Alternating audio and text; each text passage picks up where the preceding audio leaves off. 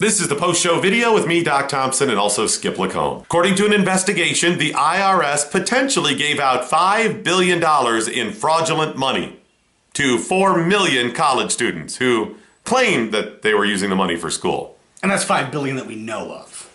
Right. And the IRS doesn't know for sure because they can't really calculate if it was fraudulent or not. And they really don't know how much. It's the IRS. Yeah, exactly. They have accountants. That's where they keep track of money and tax laws and stuff, but they don't know. Cool little note to this story. This tax fraud scheme was made possible by President Obama's 2009 stimulus plan. Yes, we can. Don't worry though, the IRS is on it because this year they've already tracked 1.8 million potentially fraudulent claims. Well, that's a good thing then. They've actually investigated 10,000. By the way, IRS employees that don't pay their taxes, they don't get fired. We also told you about that today's show. They're government employees. You can't fire a government employee. Right, exactly. A 57-year-old former VA employee by the name of Glenn Allen Bates has admitted to embezzling $150,000 to spend on strippers. Wow, is that a lot of money on strippers? Depends on the strip club. He was spending $500 a night on lap dances at strip clubs. Oh, that's not much then. They started investigating this guy because there was a missing $500,000. He admitted to stealing $150,000. Where did the rest of the money go, though? I don't know. I don't think they do either. Maybe they could call the IRS for help on the missing money. Oh. Somehow we start talking about female doctors. Would you go to a female doctor as a man? Is it awkward? What about a woman? Would you go to a male doctor, especially if they were dealing with lady parts? Can you imagine sitting and waiting for your wife to get done with her gynecological visit and the doctor comes out and gives you this one? I don't know. My gyno is a man.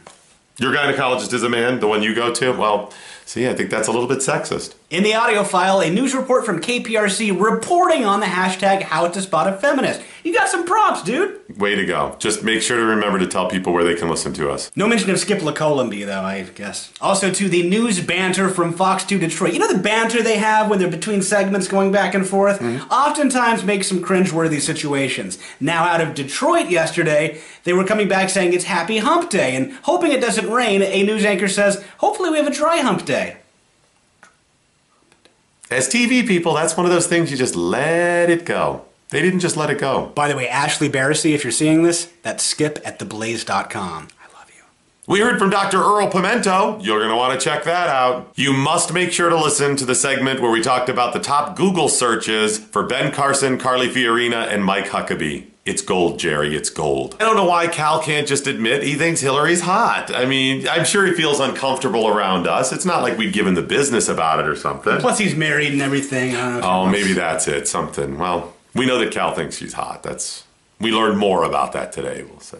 What seems like science fiction out of Nevada as the world's first automated semi-truck will be hitting the roads very soon. Make sure you are planning for the future because jobs are not going to be around. Not just truck driving jobs, a lot of other ones. They really need to automate, though, some sort of a way that if a kid goes up and is like this, they can do that, They sure. need to. They better. What a great little story to wrap up today's show. A great story out of Manchester, New Hampshire. A World War II vet, 95 years of age, is accosted by a mugger, but not for long. You got to check out the show. It's a great story.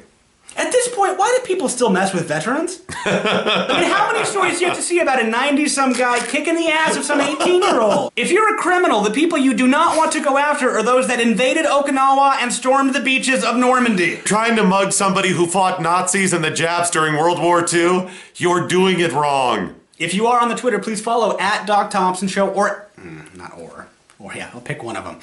Not both. You can't follow both of us. Don't do that. If you are on Twitter, please follow @DocThompsonShow and @Skip Lacombe. If you do want to listen to our podcast, you can click the link in the description, and please subscribe to our channel for all our videos.